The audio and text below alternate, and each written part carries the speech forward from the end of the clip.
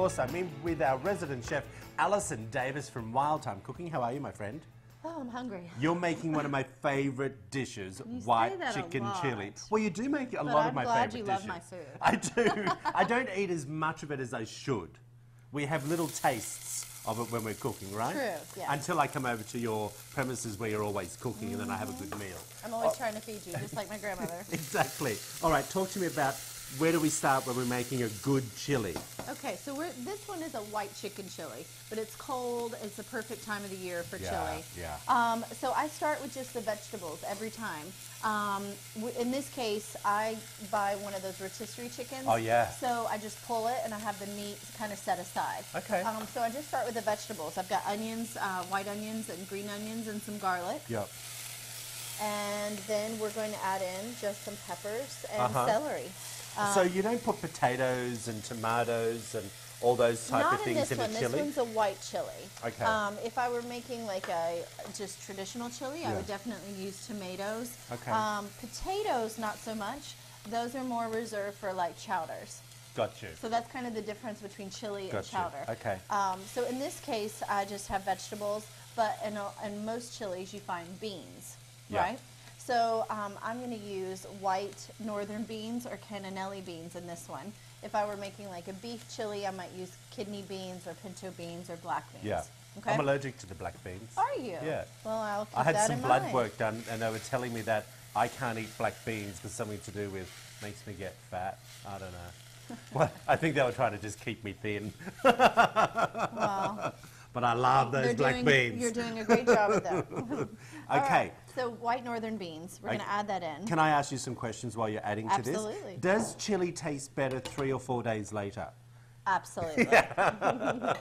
I mean, it's great. You know, I mean, you want it to taste great the first day, but definitely the second day after it sits in the fridge, all those flavors are able to marry together, and it's just that much better. Exactly. Okay, so we have white beans, we have our vegetables.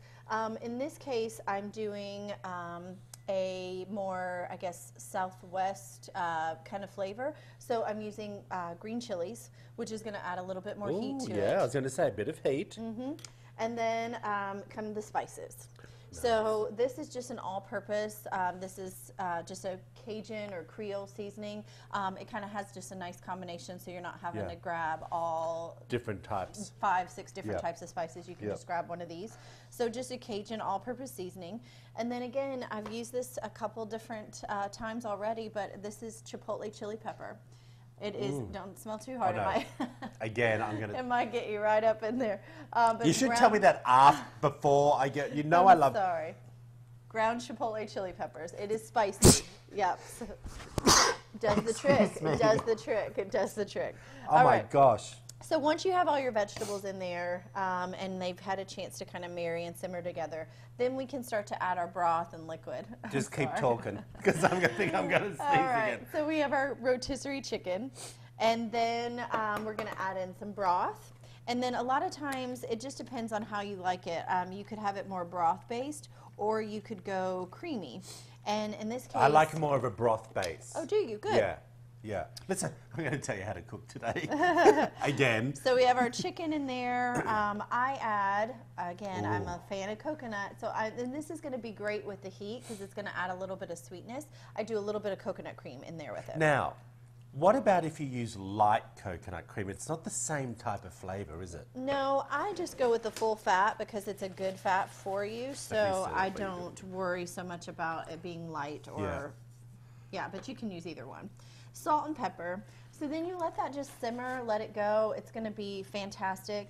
And then at the end, right before service, I'll spritz it with some fresh lime. And then you can garnish with a little bit of diced avocado and cilantro. And you've got... This is smelling real good. And honestly, how long would you cook a dip. this for? You could add cheese to this, and this would be a dip with just tortilla chips, you know, for the big game. Yeah. Wow. Okay. Tell me, would you cook this for like an hour? Not even. I would say maybe 35 minutes. Okay. But again, let it sit overnight, bring it back up the next day. People make big pots of chili, don't they? Oh, yeah. For like the whole family. Yeah, I mean, there's chili cook-offs all the time. Okay. Oh, you know what we should do? We should do a contest on our show for cooking the Great Chili Cook-Off. That would be a great I'm idea. going to pull that together, and you're going to judge. Okay. Everyone's got to come into your kitchen and cook. You can't use this recipe. No, you can't use this recipe. Hey, of course, if you want to find this recipe before we decide to do that, head over to wtvq.com/Midday Kentucky. You're going to see Madam's all her recipes there. If you press on Midday Kentucky, and then a drop-down box will come up with recipes. Everything that Alison does for us will be there. You can find all her recipes that we did for Christmas, that we did for Thanksgiving. Everything is there. Hey, we'll be right back after this short break. I cannot wait to taste this.